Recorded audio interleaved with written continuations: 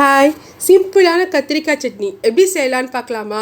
ஒரு குக்கரில் 4 கத்திரிக்காய், ஒரு உருளைக்கிழங்கு, 5 பச்சை மிளகா, 2 தக்காளி, கொஞ்சம் சின்ன வெங்காயம், கொஞ்சம் பெரிய வெங்காயம், அதோட 2 ஸ்பூன் எண்ணெய், கொஞ்சம் மஞ்சத்தூள், கொஞ்சம் பெருங்காயத்தூள், அப்புறம் அரை ஸ்பூன் குழம்பு மிளகாய்த்தூள். அது இல்லைன்னா சக்தி சாம்பார் பொடி அரை ஸ்பூன் சேர்த்துக்கங்க. இதை நல்லா வதக்கி விடுங்க. வதக்கினதுக்கு அப்புறம் 2 கிளாஸ் தண்ணி காய்கறி மூழ்கிற அளவு ஊற்றிட்டு கொஞ்சம் உப்பு போட்டு 2 விசில் ஹை ஃப்ளேம்லேயே வச்சு எடுத்துக்கோங்க. எடுத்ததுக்கப்புறம் தண்ணியை இருத்திட்டு அந்த காய்கறியை ஒரு ஸ்மாஷர் வச்சு நல்லா மசிச்சுக்கோங்க.